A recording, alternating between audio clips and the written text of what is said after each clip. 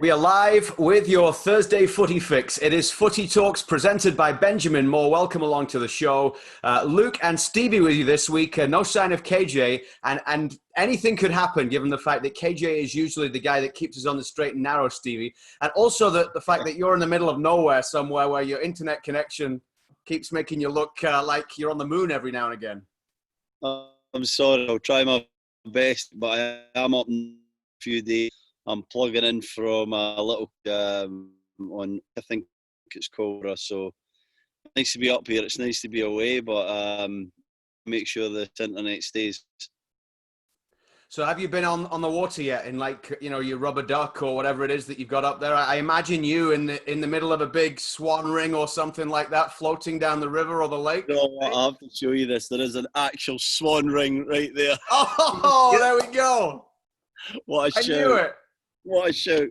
The kids had it up here. They've been up here all week. I just came up Wednesday morning after the game. So, yeah, it's been fun. The water's it's a bit cold when you first get in, but once you're in there, it's lovely. Nice, clear water. Just like Scotland.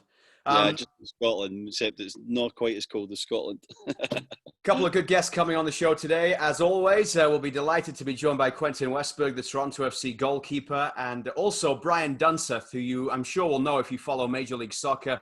Used to play in the league as well, used to play for the United States. Now he's the color analyst for Real Salt Lake, as well as doing a lot with ESPN and Fox and a number of the national stations and MLS as well. So it'd be great to be joined by Dunny. Stevie, have you gotten over what happened yet in terms of the way that penalty went down the other night? Because it seems like the last 24 hours or so, it's pretty much all that many people have been talking about with regards to that game. Clement Diop said it was disrespectful. Some fans have said that it really, really annoyed them, the fact that at that stage in that game, 1-0 down, they didn't just try and score a penalty as usual to tie it up. Where do you stand on it all? Yeah, I think it's a bit embarrassing for TFC, to be honest, and I think it is a bit disrespectful. So, you know, it's one of the things where we've seen it in the past. We obviously talked about it live during the game with Messi and Suarez doing it with Barcelona successfully. Henry and Pires getting it wrong with Arsenal, and I think Johan Cruyff was allegedly the first to ever try it with Ajax a long, long time ago in the 70s. So, you know, it's been done throughout the years, but it's one of the ones where even if it goes in the back of the net, for me it's quite disrespectful. You get a glaring opportunity from 12 yards to put the ball in the back of the net, no matter who you are, whatever team, whatever player, and, you know, you're flamboyant or you have disregard for that chance, I guess, and you try something more intricate. It's pointless to me. Just put it in the back of the net, get yourself level, get in at half time. You know, you're at home. I think TFC would have felt in that position, just scoring at half time after a very average first half.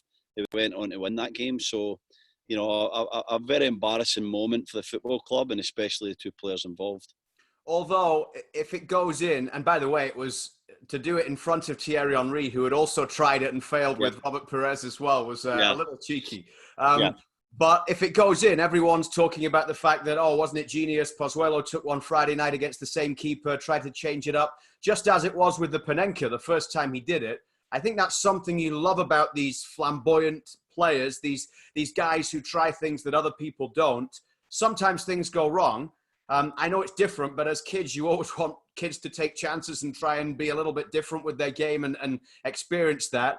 And those players grow into what we see with someone like Alejandro Pozuelo, who, if he, against New York City that night, had the Panenka and it went sort of Ali Adnan for Vancouver instead of Pozuelo with the cheeky chip down the middle, then it could have been a whole different start to his career. So you have to have something about you, don't you, to try something like that.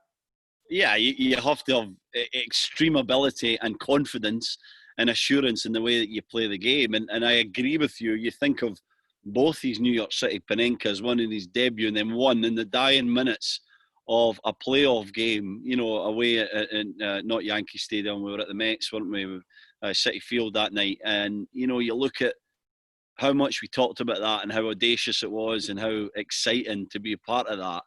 And when it goes wrong, it goes wrong. And that's kind of line that you live on when you're a player like Pozuelo. But try to put myself into a player's shoes. And if I was playing at the back that night And I think, this game's not going well. It's not a game where you try things, it's not going well. So you have to just put it in the back of the net. And there's a time and place, I'm trying to say, and I don't know if the last minutes of a playoff game's the time and place either, and he did it successfully that time. But this is something that can go a lot wrong, when you've got the disguise he has to put on the ball, he has to play it forward. Piatti obviously has to come and not encroach, which he obviously did coming through the D. So everything has to be absolutely perfect. And to me, the only time you can try that is when you have a 2 or 3 goal buffer. So it was the wrong move at the wrong time. And in the end, you're embarrassed by it, And I'm sure both players will tell you that they're quite embarrassed. And I'll bet you there was some choice words from a few people in that dressing room towards them at half time. Well, I could just imagine if it was you on the pitch at that time, given the fact it was 1 minute before halftime as well, it's still fresh in the mind, and you would have been, you'd have had a little bit to say, I'm sure, when you got back. I think I would have said it at training, Luke, because you don't just try that. You probably attempt it a couple of times at training to try and get the timing of it right and understand where Piatti's going to come from and, the timing of Pozuelo's run-up. So if I'd have seen that one little bit at training, I'd have been right over there to say, guys, just put that away and think about that when we're winning 5-0, maybe one game. But don't ever try that if this game's the game that we're in's tight and it's not going as well as we would like. So in that regard, I just think that it was really poor timing, and it was through TFC, didn't it? After that, you just felt like the way Montreal were playing, coming in at half-time after missing that chance, it was going to be tough, and it turned out to be. They couldn't find the equalising goal. Yeah, I mean, the game as a whole, TFC had plenty of the ball. They had chances. They created a couple of clear-cut chances. Josie Altidore maybe should have scored that one. The first one he had. The second one was a great save from Clement Diop as well.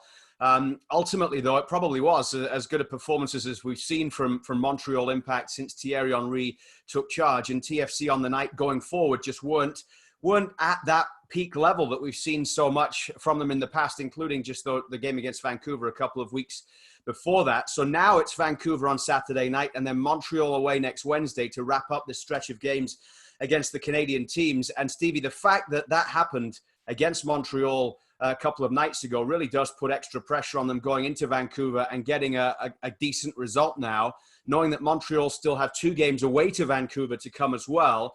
And maybe it's a missed opportunity for Greg Vanney to leave some of his first-choice players at home rather than have to take them on a plane to the West Coast for this game against the Whitecaps to play on turf at BC Place. Yeah, I don't see how we can rest them, Luke, how we can, leave guys at home. This game is so important now. And I think in many ways it was becoming a bit too easy for Toronto FC. I have to say the first game, they absolutely demolished the Whitecaps. The second game, they played in second gear and they won comfortably. And then even in Stade Saputo, they were comfortable winners for me and showed their dominance. So maybe this will refocus them a little bit. It'll get them back to the ground because I think they were starting to believe that they could almost turn out in any way against either of the 2 other Canadian teams and pick up 3 points. So I'm sure that's been the word this week. Listen, we're good, but we're only good when we do things right. We're only good when we move the ball quickly. We're only good when we go from side to side and we play with a purpose and an intensity, because that's what was missing on Tuesday night. That intensity, that kind of through the gears that we see from TFC at their best. At times, when they are at their worst under Greg Vanney, they become really predictable and they try and force things through the middle and they can't play at any kind of pace. And I think the Impact were ready for that kind of performance on Tuesday. They were really solid defensively. They got the setup absolutely right on the ball. They changed things around. They played basically 3 at the back with Retala, Binks and Camacho. It was too much for TFC. It was a really wide 3 at the back as well in terms of getting the ball out from Clement Diop. Never kicked the ball long once. Literally played it out every time. I think that was the key foundation to the victory for the Impact. The way that they set up that team, the pace of Lapa line and Broguiard was excellent and high on the right.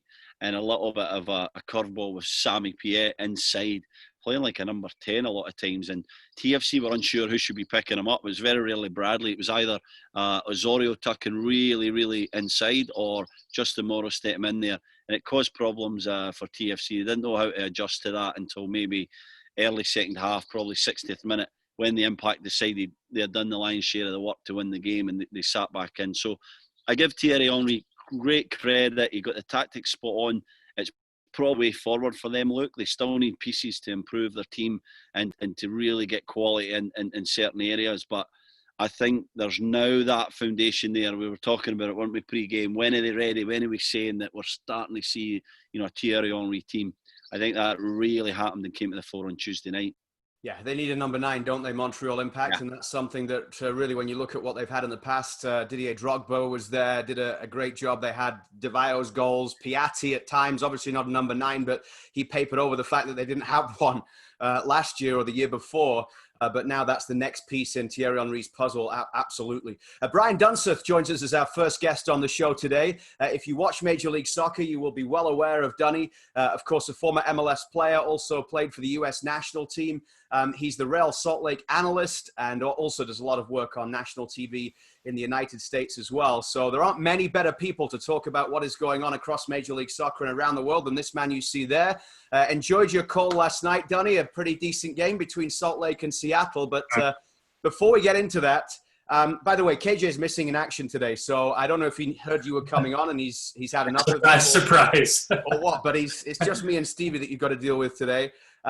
Quentin Westberg still to come, by the way, a little later on the show here on Footy Talks, presented by Benjamin Moore. Dunny, before we get into everything, and there's lots to be under that everything umbrella, what did you think when you saw the Pozuelo Piatti penalty debacle the other night against Montreal? And like Stevie, if you had been one of those teammates seeing what happened, would you have been a little bit annoyed by what you saw?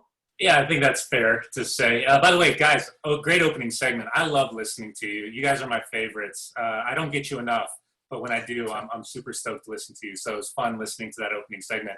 I agree with Stevie.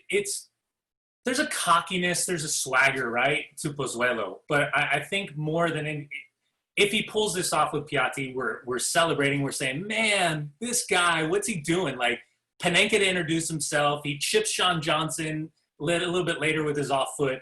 He just has this arrogance. But that's what I'll call it. I think it was arrogance because it doesn't work, because you're trailing, because you're going in the halftime break, because there is that arrogance that, 19 games unbeaten, you're looking to tie the record or beat the record. I think all of these things come into that moment where Pozuelo's the elite amongst the elite, and he wants to continue to show that on a weekly basis every time Toronto steps on the field. So I was sat there watching. I didn't at first realize Piatti had stepped into kind of the arc because the referee initially signals goal. Yeah. And then all of a sudden drops his right arm and lifts his left arm. And I was like, oh boy, here we go. So yeah, I agree. If I'm standing in the back alongside Steve, I'm saying, what are we doing? Here's our chance. Just get us into halftime. We're level. Everything will be better. We can make our tweaks. We make our adjustments. We sort ourselves out. And in the second half, we go out and dominate the way we've been dominating every single game since the restart. And instead, you're just looking at them like, I know you're special, but not the right time. That's the key, isn't it, Dunny? The time and the place, isn't it? Yeah. It's hard. It must be hard for these guys. I don't know. I've never experienced it. I've never had talent, but it must be hard for these guys deciding when to go for that moment or not. And I think the best guys. I mean, we're talking about boys in Europe like Messi, who we'll get into more in a minute, and Suarez, and who did it successfully. They kind of understand the time and the place, and then they execute it right, don't they? But if you don't, it's such an embarrassment. And 1-0 down just before half time when you're not playing well is not the time and the place, is it? I'm sure Greg Vanny would have been going crazy at half time. Do you think in that changing room with Michael Bradley and the leaders there, wouldn't they be too happy, would they? Yeah, I would say Michael probably voiced his opinion the most. the general, there's no doubt about it. Yeah, I think big picture, I agree with you guys 100%. I think the cockiness and the arrogance is because they're head and shoulders above the other two teams in Canada right now. And there is going to be inevitably that little bit of a buffer because they are capable of taking so many points in such a short amount of period. Now, when phase 2 starts, and I'm expecting that schedule to drop here any minute, maybe it's a different conversation. Maybe now we look back and say, man, that 3 points, is that the difference between Supporter Shield? Is that 3 points the difference between first place in the Eastern Conference? Is that home field advantage that was on the line? I think now it kind of opens up Pandora's box when we're looking kind of down the road, and it afforded us to kind of look back against that game against Montreal. But full credit to Theirry. Like you guys said, a really interesting hybrid of a lineup, 3 across the back line, figuring out how to get Wanyama, Piet, Manciel, but whoever thought Kyoto was a front runner. So doing all this without a guy like Bohan, I agree with you. They still got to go out and they got to spend the money. But if there is ever a time, ever a place in the middle of a pandemic with all of these players popping up and that are free right now, this is the time for Montreal and Saputo and Theirry to kind of open up the purse strings, back the Brinks truck up, and see what kind of Rolodex Theirry is able to pull from. Yeah, you're right. Phase 2 is going to be a lot more challenging for TFC, albeit because they're probably going to have to play every game in the United States and move somewhere else for the home games as well. And they're likely to come up against at least once or twice the likes of NYC, a DC, a Columbus, a Philadelphia, Columbus going back above TFC in the Eastern Conference standings in the Supporters' Shield race in that slate of games last night. It was fantastic last night to see all those games taking place. Donny, you're in Salt Lake. You're a Salt Lake analyst on television there. A pretty quiet week for you guys. Not much has happened in terms of the club. Listen, we talked on the show last week. It had just broken the day before about what had been going on with Dell Hoy Hansen. And since then, of course, after his comments, the news that he's not going to be the owner of Real Salt Lake anymore. And there's a chance for a restart in that franchise. And if anybody wants to catch up on everything that's been going on, some great articles, Athletic, RSL Soapbox as well can fill you in. Because we don't have 2 hours for Donny just to tell us the ins and outs of the whole thing. What's it been like living through this as someone who is in Utah, closely connected with Real Salt Lake over the course of the last week? And how surprised were you that it all blew up like this? Inevitable. I'll start with that last question. I think it was inevitable at some point because the whispers since Dell Hoy's involvement have been there. I think everyone had heard some story across the amount of time that he's been either a co-owner or the owner of Real Salt Lake.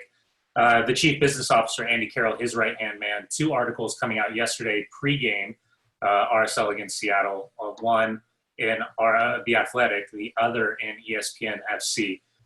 Big picture, this is nothing short of horrifying. Horrifying. And, I think it's a lot of things had to come together in this kind of butterfly effect moment. And it was the pandemic, the decision to furlough Andy Williams, not to bring back Andy Williams. Then you have what happened with Jacob Blake in Wisconsin. Then you have the NBA and the Milwaukee Bucks refusing to play. All the NBA teams then boycott Game 5 of the playoffs down in Orlando. Then it leads to, outside of that game in Orlando City against Nashville, the other 5 games last Wednesday end up boycotting as well. There was supposed to be 5,000 people inside the stadium for Real Salt Lake and LAFC. And I watched Mark Anthony Kaye on social media in the day leading up to the event. And I watched him walk in with Jordan Harvey, who was the MLS players rep, meet with Nedum Onuoha and Zach McMath, the MLS player rep for Real Salt Lake. And I could tell immediately this game wasn't going to happen. Nedum came on air. He did a phenomenal job. And I want to give credit to everybody who has a voice that doesn't go on camera just when things are going well. Because Nedum, I think, did a phenomenal job. I texted him immediately and I said, please come on camera and explain, because I cannot explain these conversations. I cannot explain the decisions. And I'd love to give you the platform. So both he and Mark Anthony Kaye came on and did a phenomenal job expressing everything that had transpired over really about 6 hours. Fast forward to the following day, Dell Hoy Hansen goes on one of his radio stations that he owns out here in Utah. And instead of starting with, I understand the players, I support my players, I give them credit for standing up for what they believe in, it was quite the opposite. It was more of a business angle. It was talking about lost revenue. It was talking about lost sponsorship.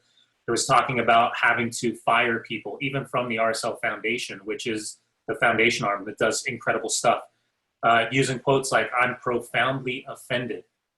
Using analogies like, I've been stabbed in the chest and slowly pulling the sword out. And that didn't go over well.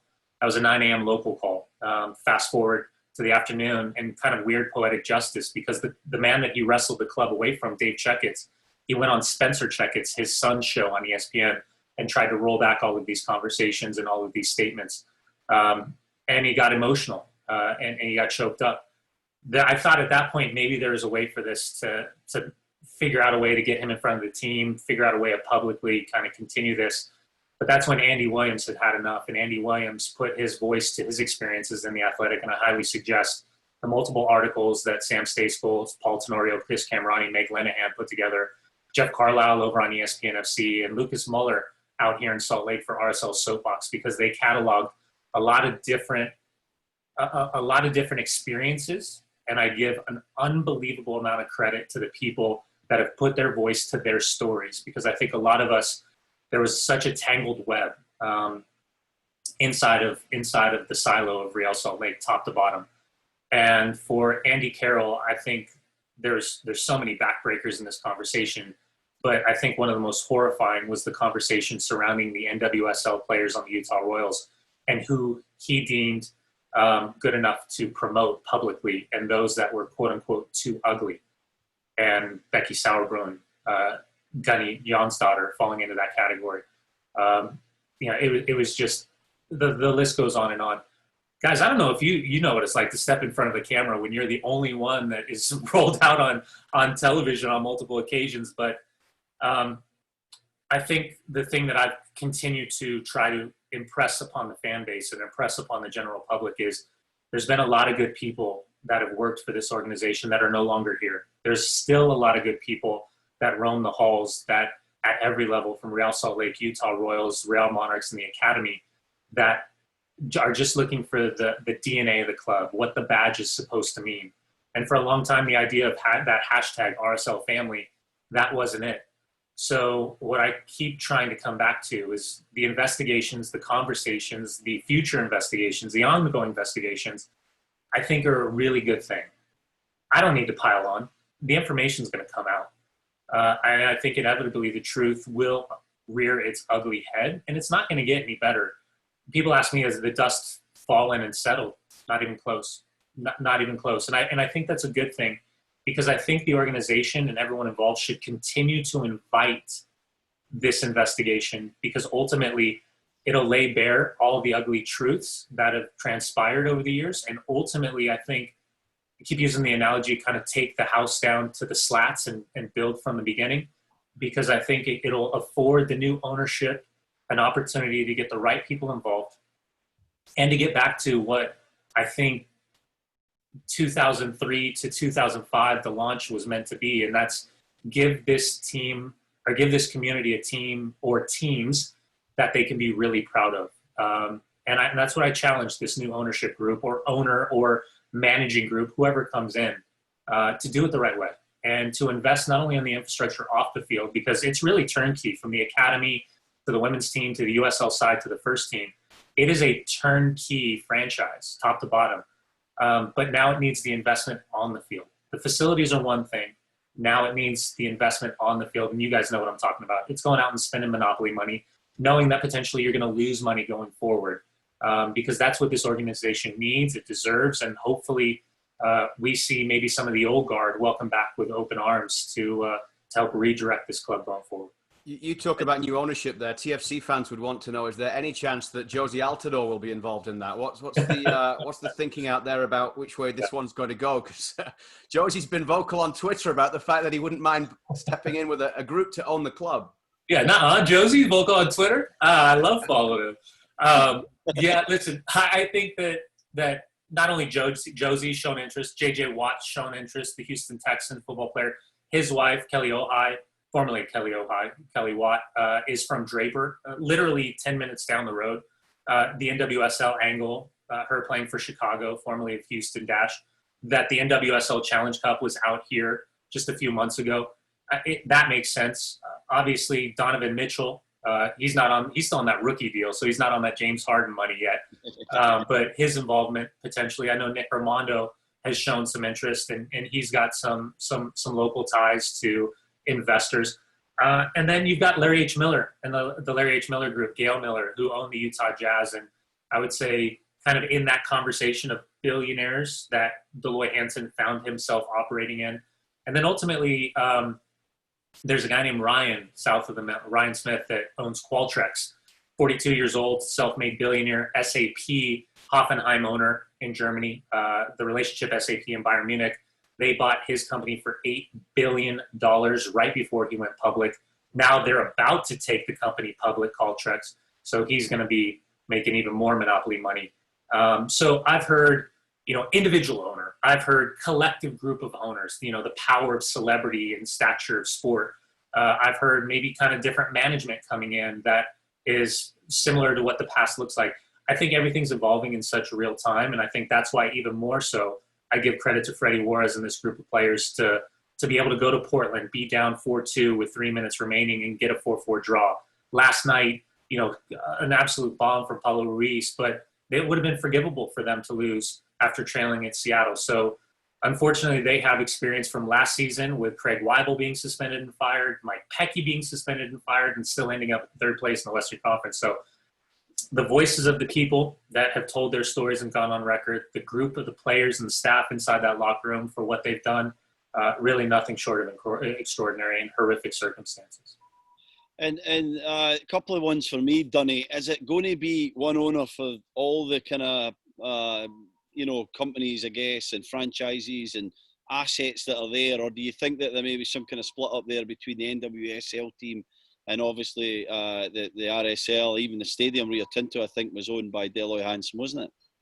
Yeah, so let's start with, great question. I was told no chance they're moving. I was told that the entire umbrella, which is Real Salt Lake, Utah Royals, Real Monarchs, the RSL Academy down in Harriman, the Harriman facility, there's a public STEM school attached to that. The American First Federal Training Field where the Utah Royals are, and Rio Tinto Stadium, that's all under the same umbrella. Now, this is where it gets complicated because there's always been this idea of vertical integration is kind of the terminology that they've used here. And Dell Hoy, business-wise, is an incredible mind. Self-made billionaire from Logan, Utah, and he started with apartment complexes. But he got tired of dealing with trash and recycling. So he started a trash and recycling company. So you kind of get my gist. So there's solar company. The entire facility is covered with solar. One of the biggest outside, I think it's the second largest solar on a public or a private sports entity. He has that company. The big board, the Daktronics board, the highlight board, he owns that company. The food, the beverage, the television trucks, the television broadcast itself, he owns all of this. So when you start thinking about what does the umbrella look like, and is it just the team side versus, the front of jersey sponsor for Utah Royals is his solar company. The shoulder sponsorship, Royal Title, that's his company. So he's, the idea of kind of playing follow the queen where the money's going is one thing, but it's all siloed right back to the same thing. And that's the vertical integration. So I think that when they open up the books is going to be the hardest thing of, even ESPN 700, who runs the radio broadcast, that's his Broadway media. He owns those radio stations, all the digital boards going up the freeway. Those are his. So it's going to be a complicated conversation. Everything that I've been told so far is that Dell Hoy's statement about trying to transition as quickly as possible. In an ideal world, they'd like to get this deal done by November to get this completely prepared for a January transfer window and not hamstringing the club like Columbus Crew, with Bezbatchenko, Tim Bezbatchenko, and Caleb Porter were hamstrung heading into their first year in Columbus. That's the idea. They don't want to miss that January transfer window for the new owner to come in and be able to make a splash financially. Let's move on to the game last night. And we have every week on this show the Benjamin Moore do-it-yourself play of the game. And we have picked a play from your game last night, the 2-2 goal, Donny. We'll get producer Kev to share the screen and we'll show everybody what happened in this game last night. But it was RSL and Seattle at Rio Tinto Stadium. And it was 2-1 in favor of Seattle into the final moments of the game. And then David James on the call, Donny with the analysis. Every week on this show, the Benjamin Moore do-it-yourself play of the game, and we have picked a play from your game last night, the 2-2 goal, Donny. We'll get producer Kev to share the screen, and we'll show everybody what Ruiz, happened. He'll have a go! He did it! He beat Stephen Fry! 2-2, the big left foot, finally! It was 2-1 Players 85th minute, Donny! Final moments of the game, and then David James on the call, Donny with the analysis. As soon as he wrote this down, everybody on the coaching staff is saying, your game last night, the 2-2. Okay, we get the point there. What we missed was the end of your call there, which is why we would try to have the sound up on that. Something about Rob Ford at a buffet? So let me take you back. But by the way, so this was a thing that I do, and you guys know this. I interact with the fans, right? I kind of send out messages before, tweet out and say, hey, what do you guys want to throw in? It kind of turned into this kind of, we called it Drink with Dunny for a while. And I've had little kids come up to me and say, I got to finish my chocolate milk at 9:30 at night. Or someone saying, hey, man, we finished our beer. Or somebody was like, hey, I was drinking scotch tonight. Other ones were saying, my wife's pregnant, so we were eating donuts. So it's kind of this fun thing where it was interactive with the fan base. And this actually, the Rob Ford reference goes back years ago to actually Kurt Larson wrote a story about it. And I got so much stick about it. Listen, I put my hand up, probably inappropriate. Never the intent is to, I got a lot of messages last night saying, oh, that's fat shaming. You shouldn't do that. That was not my intent. I put my hand up. I apologize.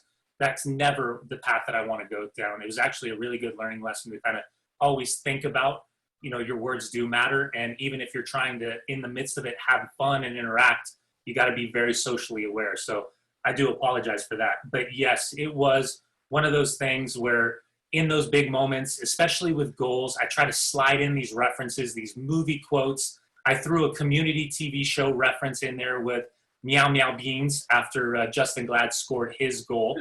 And that goes back to Greta did it back in the day. So yeah, it's all about having fun. It's kind of slipping these words in and out of the broadcast, and they try to make it more challenging for me, especially on goal calls. Yeah, see, that's where Stevie's got to up his game, because we've never had anything like that in the. I can't do that. I'm not as smart as Dunny. That won't be possible. Well, I'll tell you, maybe my favorite one was RSL was at New England last year, and they kept showing Bruce Arena, like just staring in the distance, pondering. And I was like, I wonder what Bruce is thinking right now. And I started doing my Bruce Arena impressions. So yeah, you just gotta have. I try to have fun with it.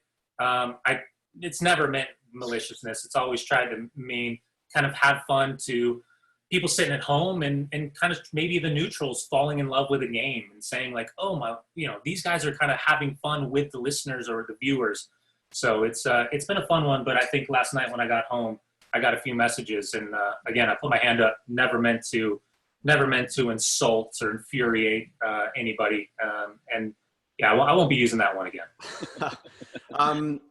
Yeah, Quentin Westberg's coming on very shortly from TFC. There's a couple of other things I wanted to just chat with you about, Dunny, before we get there. And one of them is Lionel Messi and where you think he might end up. You're obviously involved every day on your Sirius radio show in the United States. Unfortunately, it's not a show that we get to be able to hear on a Sirius north of the border.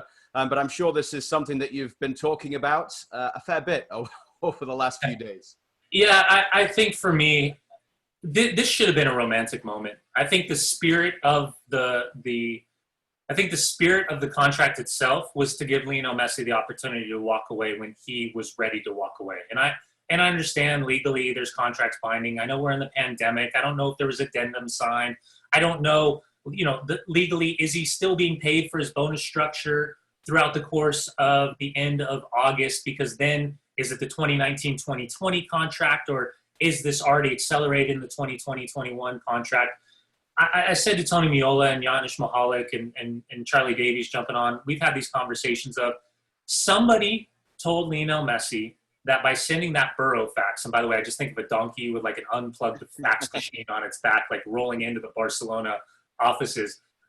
Somebody must have told him that the extension upon notification goes through August, because I don't think he would be naive enough to just say, hey, it's me against Bartomeu. I'm going to show you. I'm out. I'm walking for free. Somebody must have said to him, his advisors, his father, that there was a way out. Obviously, with Bartomeu, there's been so many things, right? Sacrificing Eric Abidal, the social media company that allegedly was pooing all over the players publicly. The amount of people at the board that have quit or been fired because of Bartomeu. This public pissing contest constantly with Lionel Messi. Is it Messi's fault? Is it my fault? This idea of like, I rolled forward the elections in March of next year, like, because it's for the sanctity of the club. That's all BS, right?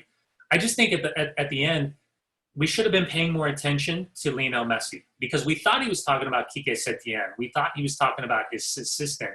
And instead, I think this was his bullhorn moment to say, everything's been wrong. We have no transfer policy. You guys have let this squad age. Yeah, maybe my voice hasn't had the impact that I want. Maybe I needed to have a little bit more of a voice with the direction of the club. But I think ultimately, he just got tired of the blame constantly coming back on him.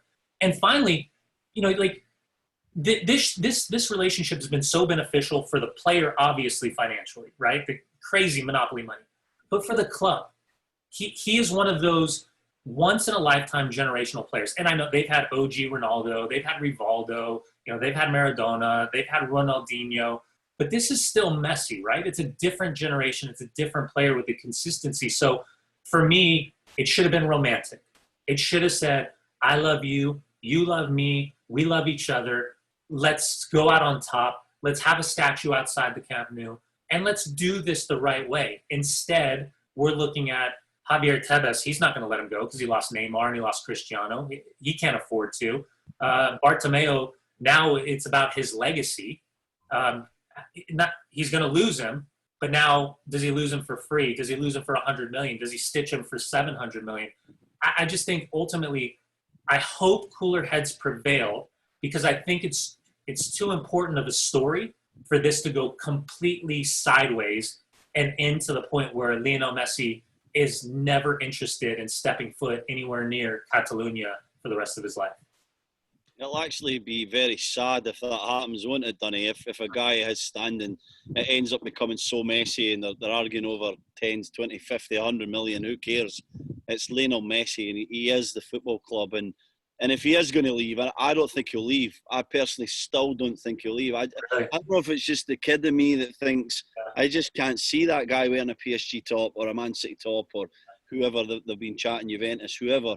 But if he does leave, let's say, do you think that he does go to another European powerhouse, he tries and wins them a trophy in a different league, and obviously the Champions League, or is it North America, fingers crossed for us, it's MLS, or Middle East to Qatar, which is being mentioned, Far East even to Japan or somewhere like that, just for something completely different, go and experience a different side of life, take off the pressure a little bit as much as you can, being Lionel Messi, and kind of enjoy your life and your football for the last 3 or 4 years? I think what's an important factor, he's lived in the hills of Catalonia this entire time, his whole life, his whole adult life, his teenage and adult life. So the lifestyle, obviously, he's going to have to talk to his wife, Anto. He's going to have to talk to his kids. He's got that big old bear of a dog. Yeah. So I think location, right? What does he want? Does he want another shot? Does he want to be Cristiano and go to Juve? Does he want to be Neymar and go to PSG? I think the romantic side of this story, if he does leave, is rejoining Pep, right? Because the storyline for Pep is he can't win without Lionel Messi. Man City is the closest thing, in my opinion, that plays this similar style of kind of this Johan Cruyffista football that we've always talked about Barcelona. So that makes sense. Financially, money doesn't matter. Like, I know everyone's talking about wages. PSG can match his wages. It doesn't. Messi's going to say, here's where I want to go. He's going to talk to his dad and his advisors and say, let's just be realistic, get it over the line. It's going to be image rights, heavy backsided. We already know that. And if it's 3 years at Man City and then it's 2 years at NYCFC, kind of doing the Frankie Lampard deal, I was joking around, a reverse mixed Diskerud, if you will. It all makes sense. In an ideal world, would he rather be in Miami? Would he rather be in LA? Life, maybe, instead of like a big city. But I think it all remains to be. If he leaves, and I love Barcelona. I took my wife on our 10-year anniversary. I made her sit and watch the game. She looked at me. She's like, oh, I get it. If he does leave, I hope it is with Pep, because I think for City, that would be a great story, be a great coup for Premier League. And then, we'll see where it all plays out. But yeah, I'm with you. I want him to stay. I just don't think he's going to stay. I think it's been too many years where he said, you guys always turn the glare on me. I'm sick of being the scapegoat. I've had enough. And I think unfortunately he's to that point. Well, from what it sounds like, with the billions of dollars coming in and the mountains that you've got there in Utah, it would be a perfect landing spot. We look forward to seeing Lionel Messi. You calling Lionel Messi in Real Salt Lake colors in your inimitable style, Donny. That'd be fun. Great to have you on the show. Really appreciate you taking the time. Thanks as always. Look forward to hearing you the rest of the way during this unique MLS season. Same, guys. Can't wait to see you again. Take care. See you soon. Brian Dunseth, the analyst for Real Salt Lake and also a lot of the national broadcasts in the United States, former United States international and Major League Soccer player as well. As we go straight to Quentin Westberg now on Footy Talks, the TFC goalkeeper, joining us for a repeat appearance. It's been a little while since Q was on the show. Always appreciate hearing from him. And thanks for waiting. We really appreciate you being on with us. Last time we had you on the show, you were about to have a fourth child. So how is life with 4 kids? Hello guys. Thanks for having me. Thank you. It's balanced. It's balanced to my wife's point. Now it's 2 and 2. It's been going fine. We've been really fortunate, given the environment and this moment in time. We cannot complain. She's doing perfectly well, and her brothers and sisters are really happy to have her. No, we're one happy family. Well, congratulations on that. Before we get into TFC, we were just chatting about Lionel Messi, and obviously you have a bit of a rooting interest in PSG. Do you think there's any chance he ends up in Paris? As much as I like Paris, Messi is the guy of one club. I mean, I hope he doesn't leave Barcelona. I'm like you, Steven. I heard you earlier. I think he's a Barcelona guy. He's the club, and I'm kind of hoping it's his way to send his message and his opinion on the club he dearly loves, more than, try and experience something else. I mean, he represents the DNA of the club, of the way they play, of everything. I mean, I think it would be a shame to see him on another jersey, as much as I like PSG. And the idea of having Messi, Neymar, and Mbappe on the same team is almost too fancy. Yeah, it's hard to imagine him, isn't it, in that other shirt, and even to the point where, the pressure that would be on him if he joins PSG or Manchester City or Juventus, any of these other teams, for me would be too much for the guy, because nothing's going to be like playing for Barcelona, playing in the classic teams with Xavi and Iniesta and the like. So I personally hope that either he takes a new challenge upon himself, like I said, or he stays with Barcelona. But you guys had a tough game, obviously, on Tuesday night. Q, it was a bit more difficult than normal. Like, what's been the aftermath of that first and foremost, and is it refocused you guys a little bit in these last few games in this little Canadian series of MLS?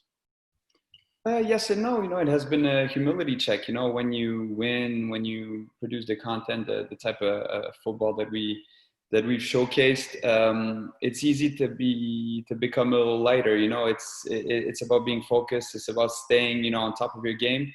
So I would take it as a little slap in the back, and a humility check also. We're a team everybody expects the best of, and there are high standards, and we have high expectations for ourselves. So this is what you get. One little thing goes wrong and you lose a game, but now it's on to the next one. And as I said a lot, but it's also comforting, is let's stick to our principles, our playing principles, our mentality principles, and let's be the team that creates a lot, but also is really gritty. And I think as long as we stick to these principles, we're good. That goal you conceded on Tuesday was the first in a long time in Major League Soccer's regular season. TFC with 4 clean sheets for the first time in club history. You got 3. Greg Vanney talked an awful lot about the fact that this is a complete team effort. That the defending and that resolute mentality is something that has changed, obviously, this year to last. And a lot of it came with the introduction of Omar Gonzalez last July, and you seem to improve defensively towards the end of last season as well. But when you look at this team and this group of players that is around you right now, as the goalkeeper, what is it that makes them so good to play with in terms of, not conceding goals? Well, first and foremost, I think it's the mentality, the high press. It's, as much as we haven't been taking a lot of goals lately, it's a lot of credit to ourselves, to be fair, because we've been also really brave defending most of the time with 1v1 in the back, and taking that risk. And okay, we're going to apply pressure very high on the field and make it very hard for them to find a good pass, but we still leave quite a lot of depth behind us, and this is where there's a lot of credit to be given to the central defenders, and also, you know, the total awareness throughout 90 minutes, you know, the focus and being there for one another, and having played for that stretch of time together and having gone through the moments that we have both on and off the field, makes it easier when you really partner up with your team, with your teammates, and especially with your defense. You want to build this, you know, you want to know each other's strength. And when you have a consistent back four, it's easier to know, you know, the strength and the weaknesses of your guys, and being there to be there for them on the one side and rely on them on the other. And I'm thinking Steven will back me on this one.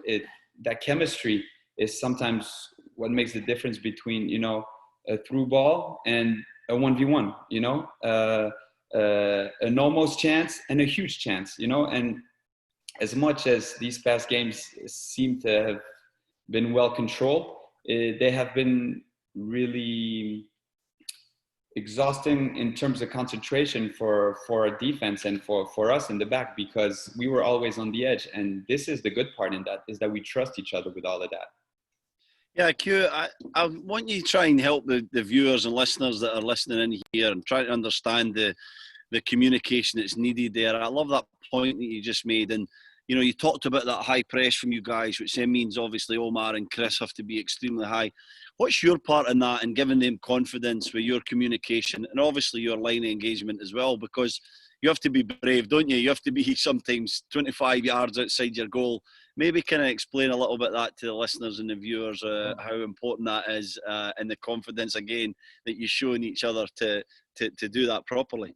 Exactly. It's sometimes Omar steps out, you know, in the opponent's half when we don't have the ball, and Chris is here to cover for him. And I'm extremely high also for a through ball. And it's that split second in this decision making that needs to be exactly on the spot. You know, when do I come out? When do I don't? When am I reckless? When am I there for my teammate? And this is the balance. And this is where, you know, trusting each other and having a clear identity on who's in front of you and how the team plays, that makes it maybe easier for us. And on the other side, we kind of release the pressure on the forwards to drop so deep, do something they don't really like. We're high up there, and this fits the quality of our players. So yes, I mean, I was sure you would understand, but it's these little split seconds, these little split decisions that need to be perfect, because if you're out there in no man's land, then you have a big goal with a lot of space and a forward with the ball to his feet.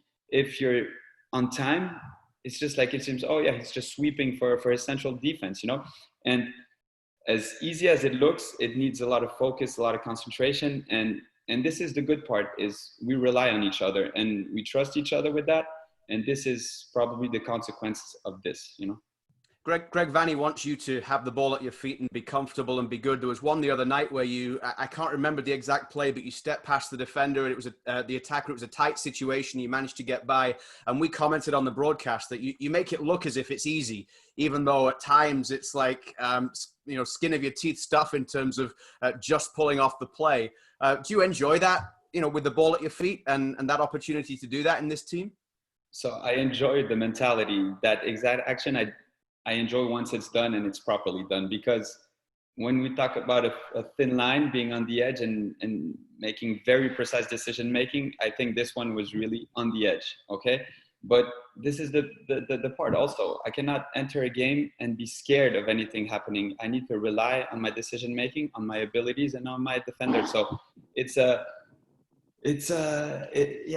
being balanced in your assessment, and it's not being reckless. You know, it's risk reward kind of assessment. And I think over the course of a season, if you're able to cover that much, if you're able to end opportunities for the opponent high on the field and also have control of the ball and be an 11th play when you do, you apply more pressure and you become an overwhelming team, you know, instead of, oh, maybe you pass back the ball to the goalkeeper and he hits it out of bounds or he gets rid of it. And this is our out, you know, for the opposing team. When the team comes to BMO or we go somewhere and they start pressing, and after 15 minutes, they keep running after the ball and they feel like they can't press anyone, then it's a different game. We win the mental part, and then we can establish our game also. You know, I mean, Vancouver was a good example. They tried and come out pressing the first game, and we had a lot of space, and we felt like we were in full control. In the second game, they didn't come pressing at all. Like I had the ball, and I just had to play to my central defenders because the forwards were 25 yards out. And this is, in a way, gratifying because we know that when we are being pressed and with this mentality, maybe we can become an even more overwhelming team starting from the back.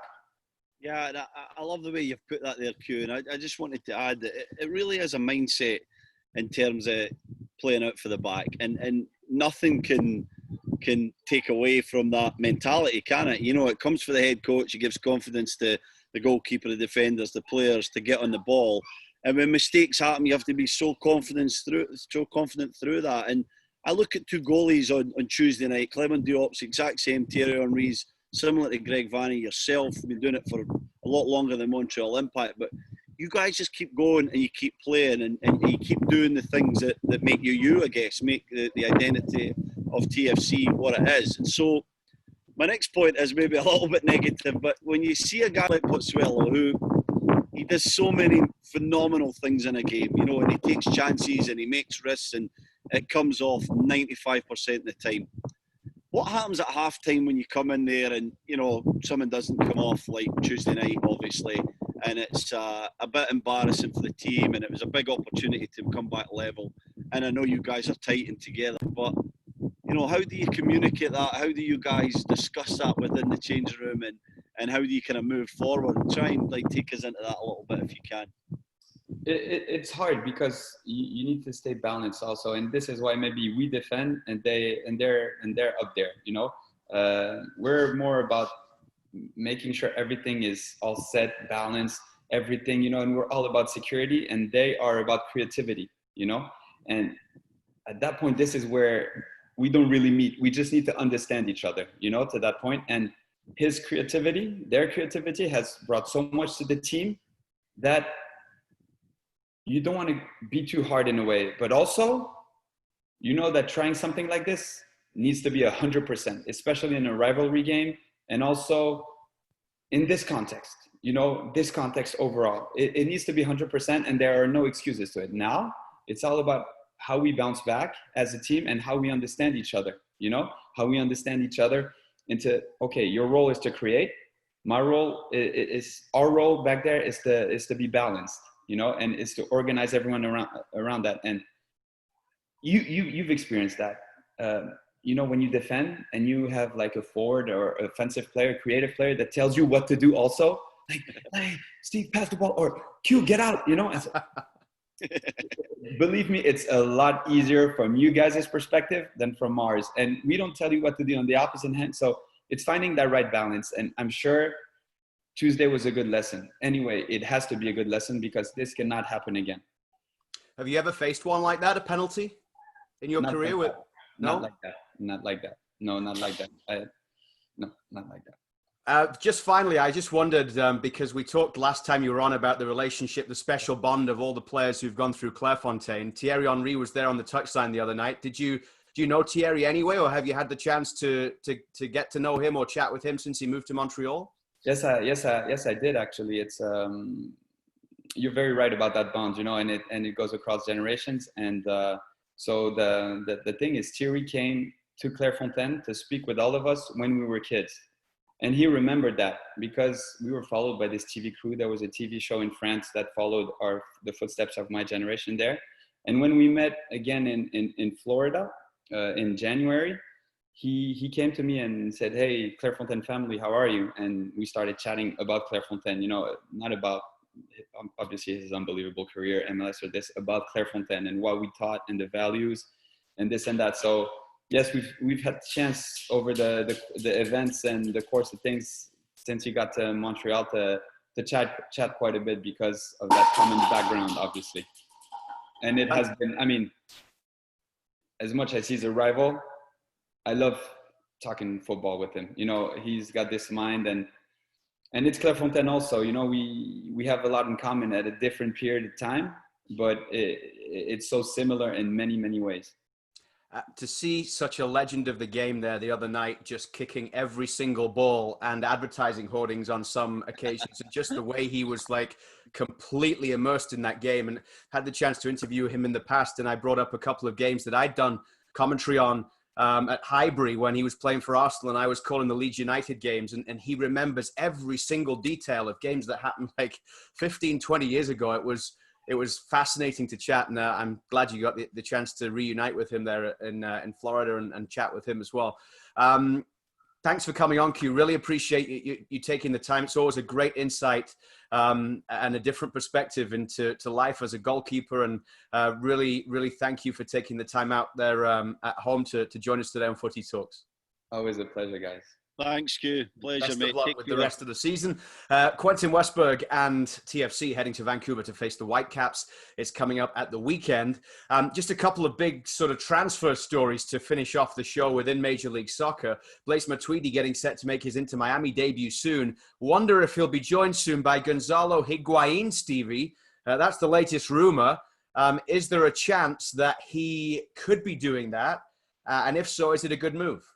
I think a great move. Higuain's a player that will put the ball in the back of the net more times than not in MLS, in my opinion. I don't think he has the mobility that he had in previous years. Never exactly a striker that run the channel, so I don't think that's too big an issue in terms of like his profile. And I think in MLS, with the quality that they're trying to get round about a guy like Higuain with Matuidi and Pizarro and some of the younger guys, Pellegrini, Morgan's a decent player as well.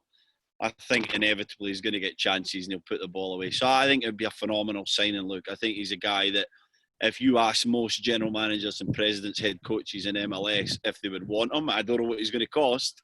I'm assuming it will be 10, 15 million a year. But yeah, you would take him because he's going to have you up there and they come the playoffs more often than not to put the ball away and be the difference maker.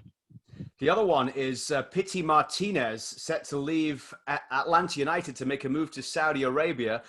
Hasn't really worked out for Pity Martinez at Atlanta. Certainly didn't work out for Frank de Boer at Atlanta. And it seems now as if they're ready to say, okay, let's move on. Let's reinvest this money. Didn't work out this little stretch they've been having.